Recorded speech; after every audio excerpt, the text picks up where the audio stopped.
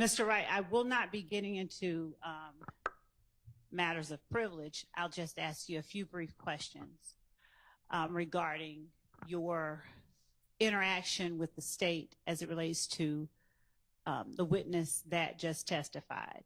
Okay. First of all, would you please tell the jury how long you've been practicing law? It's a year short of 30 years, so 29 years. And how long have you known Mr. Antonio Sledge? At least 15, probably longer, somewhere between 15 and 20 years. And forgive me, but were you sworn in? You were sworn Yes. in? Okay. And did you meet him first in your capacity as an attorney representing him, or did you know his family before you began representing him? In a legal capacity first. Okay. Do you know how many instances where you've had to represent Mr. Sledge in Fulton County? Without saying a number, are you aware of how many instances? If I thought about it, I probably would come up with an accurate number. Okay. Is it, have you had at least 10 occasions to interact with him on not criminal matters, but just matters, legal matters? When you say occasions, are you referring to cases or just interactions? I've not represented him on 10 cases. It's far less than that. Okay. Over the last 15 years, are you comfortable telling the jury how many cases that you had an occasion to represent Mr. Sledge? I would say, for sake of being accurate to this one and the one they've heard about from before, and I think a misdemeanor case. Okay. So other than that, I would be having to really dig deep, and I think that's probably it. Did the misdemeanor case happen 15 years ago? Probably more like 6 to 8 years ago, give or take. So what was the first, when you say you've been his attorney for 15 years, what was the first instance? What year was the first instance? Again, I can't tell you. I'm not being difficult. I just don't recall. I just know that I did come in contact with him as an attorney. And then with many of my clients, I developed a relationship. So he is someone that I've considered a friend, and I know him, some of his family. And therefore, I've had an ongoing interaction with him, both professional and personal, for 15 plus years. All right. Is it fair to say he's not the only person that you've represented in criminal matters? Correct. I've represented many, many people over the years. Have you had occasion to represent many, many people in Fulton County over the years? Yes. Have you had occasion where when you make an entry of appearance with respect to, say, for instance, a bond hearing, but have been required to stay on as a person's attorney? Early on, when I first started, you had some of that because, one, often you might get onto a case and then get appointed where the county pays you to stay with the client. Okay. So early on, there was sort of an advantage to getting on early, and then you could stay on if the client either retained you privately or the county paid you. Later on, that changed, and more emphasis was put on public defender and contract attorneys and other stuff. So I would say in the last 10, 15 years, not so much.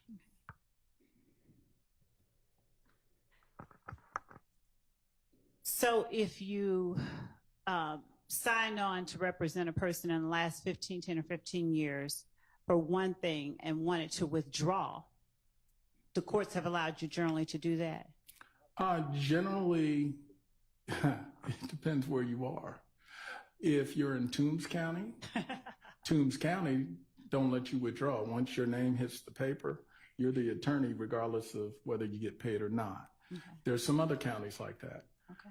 Fulton is generally pretty liberal, where Fulton, if you and the client come to a disagreement or if money, Mr. Green, doesn't show up, that also is a reason that you can sometimes get out of a case. Mm-hmm. So from that standpoint, Fulton is a little more understanding that sometimes the attorney and client have to go separate ways. Without getting into the specifics of what you may have shared with your client, unless he waives it and you've been given permission to, and you'll have to tell me if that's the case. Well, I'll tell you now, he has not waived attorney-client privilege. That is fine. So I am restrained by the laws That's of our absolutely state. okay. Okay. So without getting into anything that is privileged information, would you tell the jury if information that is said between you and your client in the presence of others, such as Lieutenant Lancico, a lawyer from the state, whether that information is considered privilege? It's a two-part answer. Yes. From an attorney-client privilege standpoint, that conversation may not be privileged because it's been said outside of me and the client, meaning there's more individuals hearing it. Right. From a plea negotiation and whether plea negotiations are admissible in a court of law, that is beyond the attorney-client relationship, but an admissibility issue. And therefore, the question of this conversation isn't so much an attorney-client, but whether if it's a plea negotiation or it's the furtherance of one, is it admissible? Okay. So have you been sitting in court during the entire time that Mr. Antonio Sledge has been on the stand? Yes. Well, there may have been a 1 hour short period of time one morning where I had someone covering for me, but other than that, okay. I've been here the entire time. All right. Were you present in court when he was asked by Mr. Steele about a June 2024 meeting in Fayette between Lieutenant Lancico, yourself, Mr. Sledge, and myself? Yes. All right. Do you recall that meeting in Fayette County? Yes, it was the Starbucks in Fayetteville, my place. And how would you characterize that? First of all, how long did that meeting last? I would estimate maybe plus or minus 40 minutes. Okay. And generally speaking, how would you characterize that meeting, the content, the purpose? Often when you enter into an agreement with the state, you'll be asked to come in or meet with them to discuss questions they may want to ask, subjects they may want to cover. And basically, it's almost sort of like a prep session. And from the defense side, we're also trying to get an idea. What are you going to ask us? Where are you going with things? Mm-hmm. So it's sort of both sides feeling each other out. And that way, when we get to court, things can sort of go smoothly. And that was sort of what we anticipated. Mm-hmm. And that's generally what the meeting was. To be honest, we did not get into the details of testimony as much as I am generally accustomed to. Most of it was, Ms. Love, you getting to know my client and getting a feel for him, and vice versa. So honestly, a lot of the details weren't discussed. It was more of a feel each other out kind of meeting, in my opinion. Okay. And do you recall me asking your client about any specific details of the case or the plea that he signed on December the 28th? There was discussion at that meeting about the plea that he had signed, a couple of videos, and again, I'm generalizing because I don't have an exact memory of everything. And again, because you didn't get into a lot of the details, like, to be sure, there was no script, there was no, here are the questions you're going to be asked. It was a very generalized kind of conversation. There was at one point, which y'all have talked about, a point where he started to share because he volunteered it. When you say he volunteered it, what do you mean? Did I ask him something about it? Mr. Sledge volunteered the subject of what Mr. Williams may have said to him. Okay. And to be clear, while it definitely wasn't what you were asking, it wasn't on the subject you wanted to cover. Therefore, you say the subject I wanted to cover. Please explain what you mean. You were asking, and I don't remember, to be honest, exactly what the question was, but it wasn't responsive to the question. That's why it stood out. And when you heard what he was saying about Mr. Williams, there was an immediate reaction where it was, that's not what I'm asking you, is what you said to him. And he said, well, he went on, said what Mr. Williams told him. And was that the part where he's saying he encouraged me to take? Okay. What part are you talking about? This is what I've observed discussion in the courtroom about what he said about Mr. Williams telling him to take Woody to see the police. Okay. And the point was, as his attorney, as a defense attorney, I took it as that wasn't a subject you wanted to talk about and you weren't asking him about. But I can't say that I ever heard you say, don't tell the jury. It was nothing that definitive, but it was simply, that's not what I'm asking you. That's not what I've asked you to tell me. And ultimately, we sort of moved on from it. But it was just clear he very much wanted to say it, and that wasn't what you were looking for in terms of whatever the initial question was. So, but answering the issue at hand, I cannot say that you ever said, don't tell the jury. And listening to the questions that I put upon your client during direct examination and redirect examination, where I've asked the question and his response has caused me to say, that's not what I'm asking.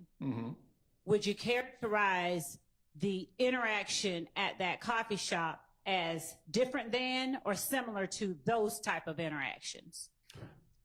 I would say, one, the overall interaction at the coffee shop was pleasant. No one was arguing, yelling, screaming, anything like that. It was very pleasant. You'd ask a question, he'd provide an answer. And then even when we got to that, it still wasn't combative. It was simply, that wasn't what I asked you, or what I'll ask you. It was, again, that just wasn't a subject you were going to be asking him about. So it sort of came and went.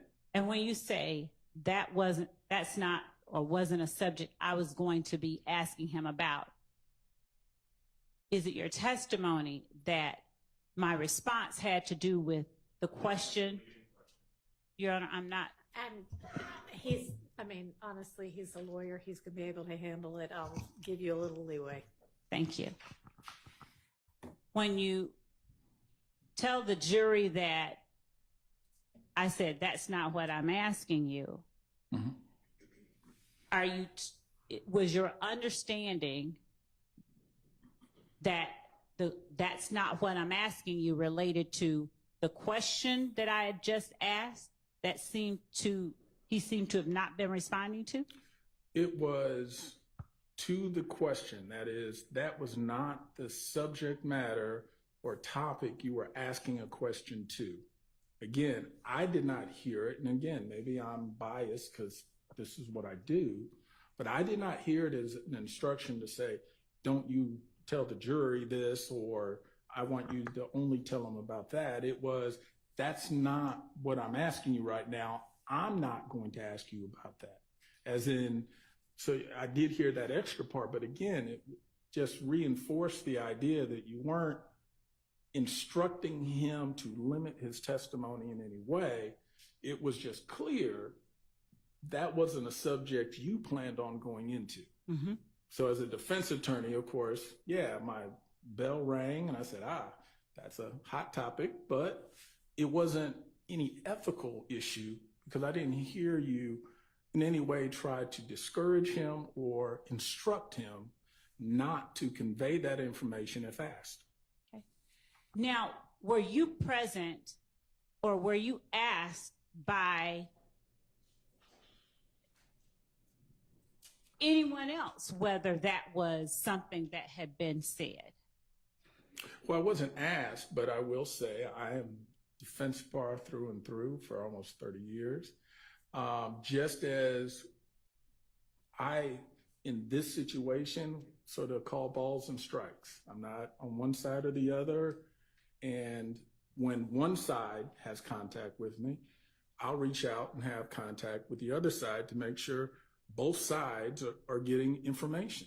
Mm-hmm. And I did reach out and contact Mr. Steele, I believe, or it may have been Max, to say, hey, we did sit down, we had a meeting.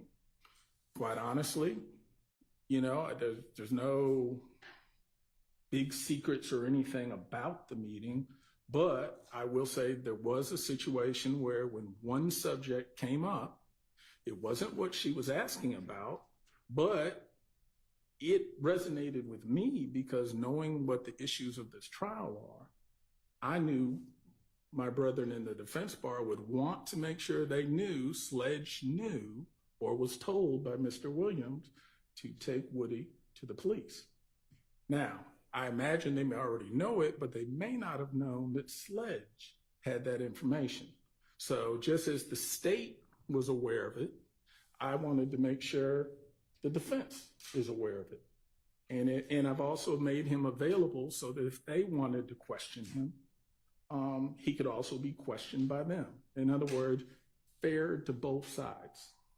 And were you present when Mr. Sledge was in communication via Zoom or some other way Absolutely. With Defendant Williams' attorney?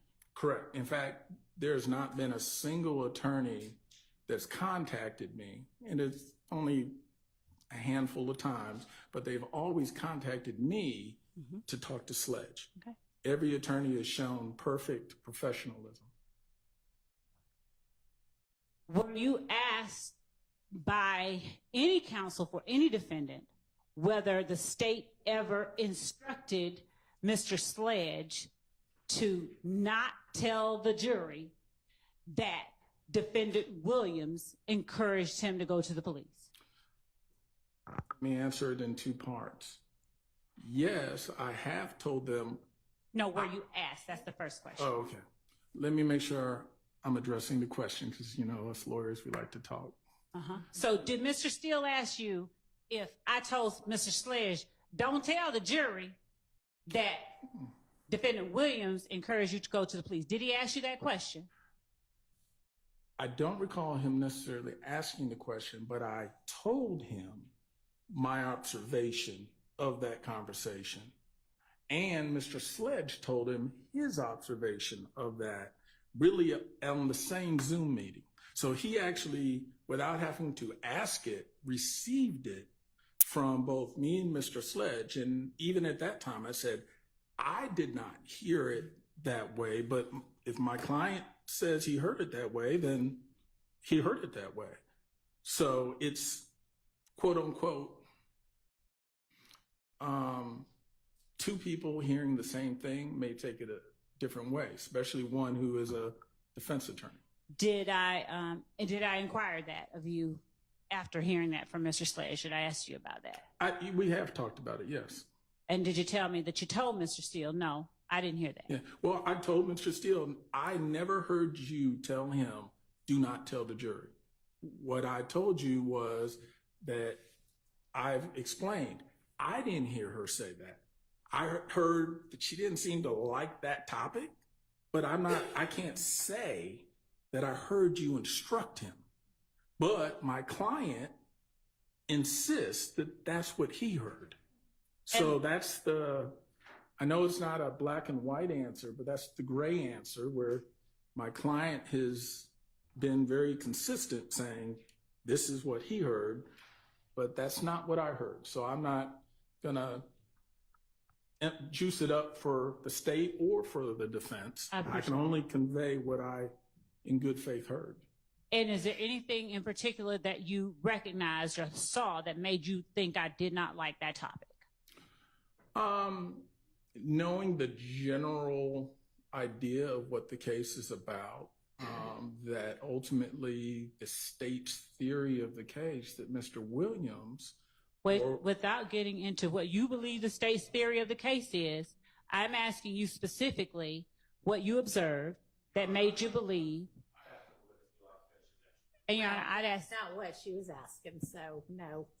Go ahead and ask your question. Thank you. I'm sorry. Please go again. I'm asking you what you observed me do or say, facially, non-facially, verbally, non-verbally, that led you to believe in some way that I didn't like that topic. The fact that you stopped him pretty abruptly, meaning as he was going into it, he sort of answered anyway. So it wasn't that you didn't yell, you didn't scream, you didn't do anything, but it was just, as attorneys, what we're really good at, I know we're going to say talking, but listening and picking up. And when I saw that all of a sudden there was sort of a screeching stop point, that's when I realized, well, maybe, and again, not knowing the details of this case, maybe. So is that where you drew your conclusion? Let him finish his answer. Yeah, maybe that topic, that point has some meaning and some significance.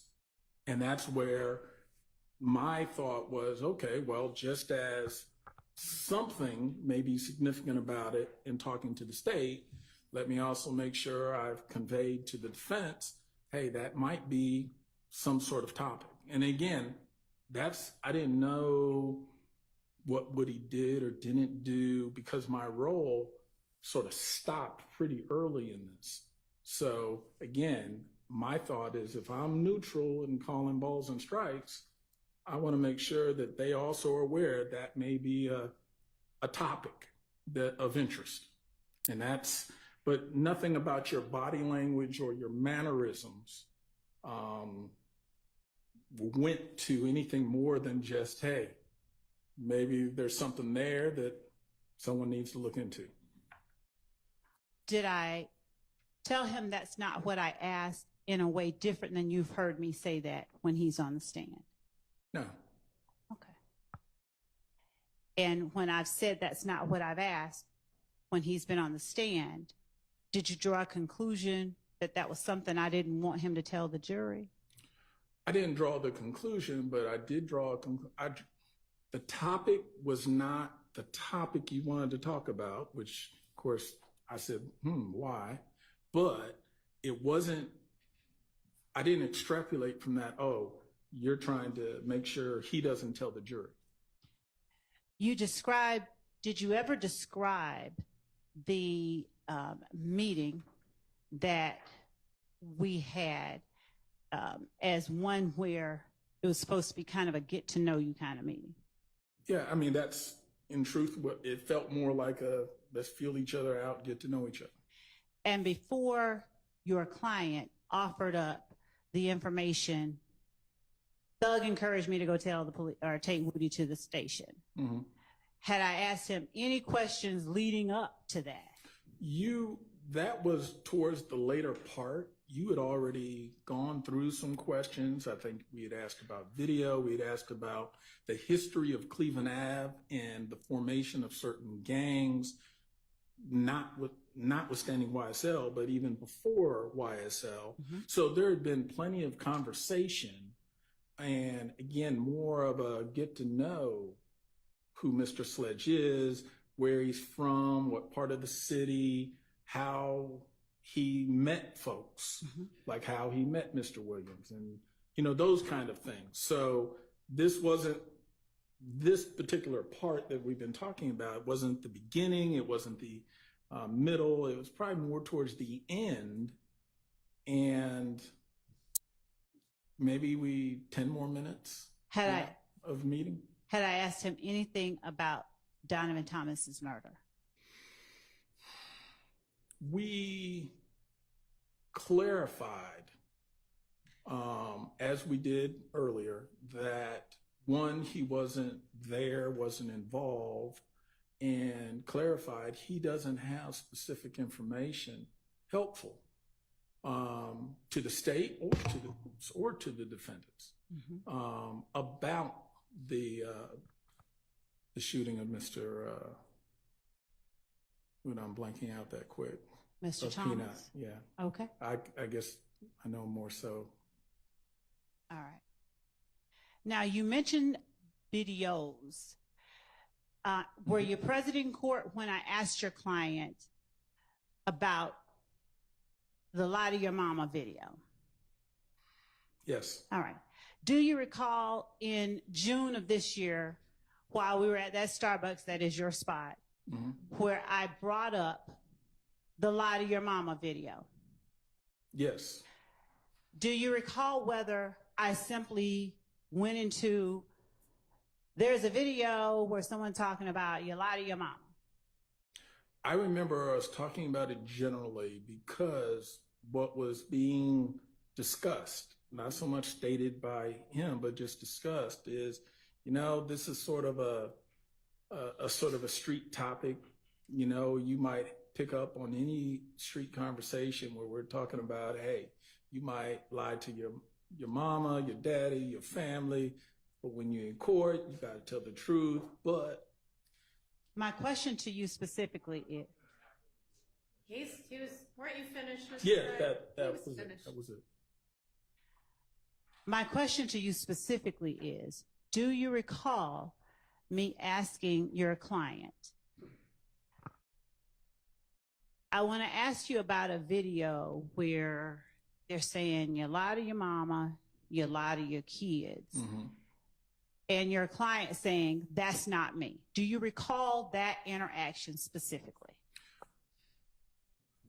Partially.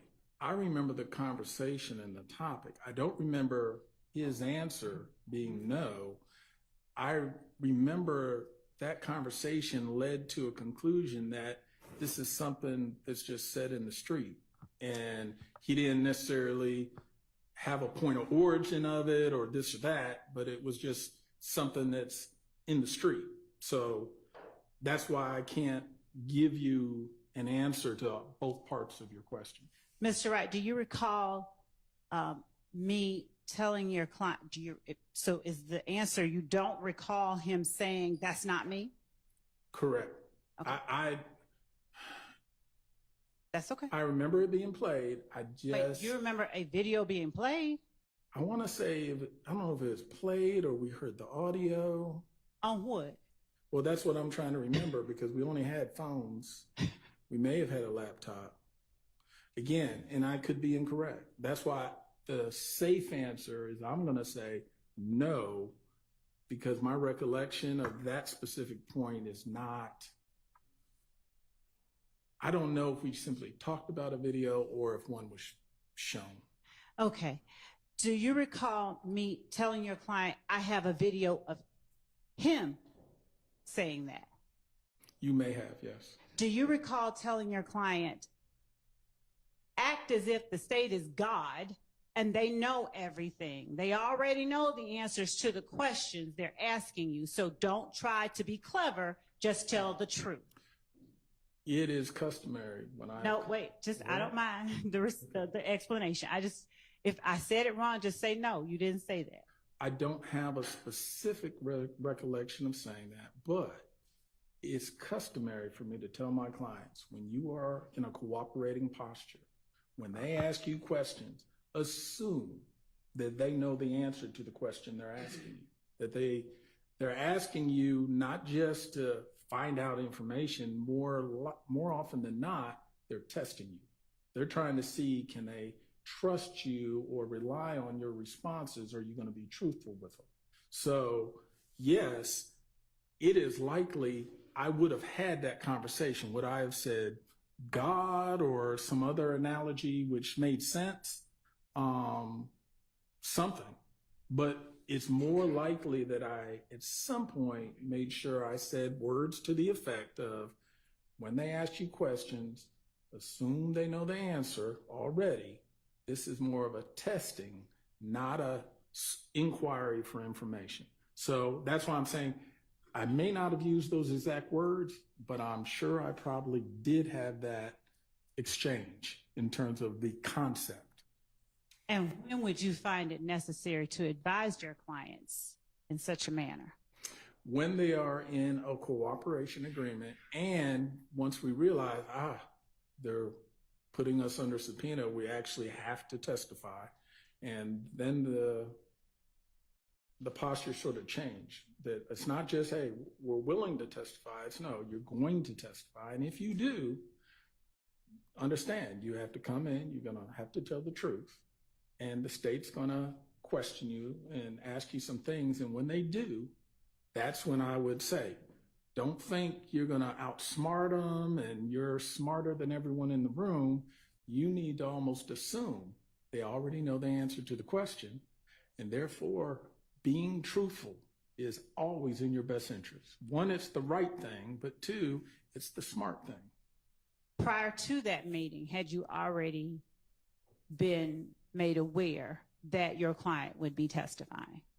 Well, yes, the purpose of the meeting was, they are going to have us testify. Right. So we need to meet with them and see what questions they're going to ask. And like I said, just as y'all are feeling us out, we're feeling you out to get an idea. Okay, what things are they going to talk about? Are there any issues that are going to happen?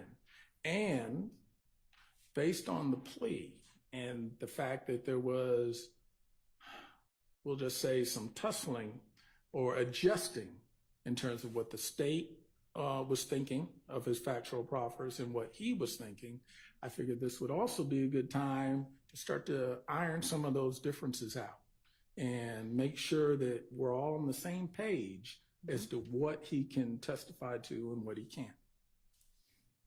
So you do not recall saying that in response to my telling him that we have a video of him saying they lie to your mama, you lie to your kids, and get in the courtroom and tell the God's honest truth? I may have said, wait. That's the video you're referring to. You're asking me, did I counsel him about assume the state knows? In response to my saying to him, I have a video of you, not anybody else I'm talking about, but I have a video of you and him sitting back smiling, and then you saying that. You have no memory of that. I may have, only because listening to the dynamics of the situation, that would have been a time it would have triggered me to say to him, hey, this is, make sure you understand, you need to be straight with them. So I don't have a specific memory, but just knowing that I've been doing this a while, okay, I'm sure I probably did. Okay. Now, back in November of 2022, did the state seek, do you recall getting an email from me asking whether your client wishes to speak with the state about the case? I believe November 17th. Okay. All right. I could be wrong, but I believe that was when I received that email. And you might have gotten one in November 17th. But did you also give one? I'm going to show you what I had marked and provided to counsel for the defense, but I'm willing to show again, as State's Exhibit 450 Yankee, if anyone wants to see it. I'm going to take 10 minutes. Oh, I know what it is. I still have this one.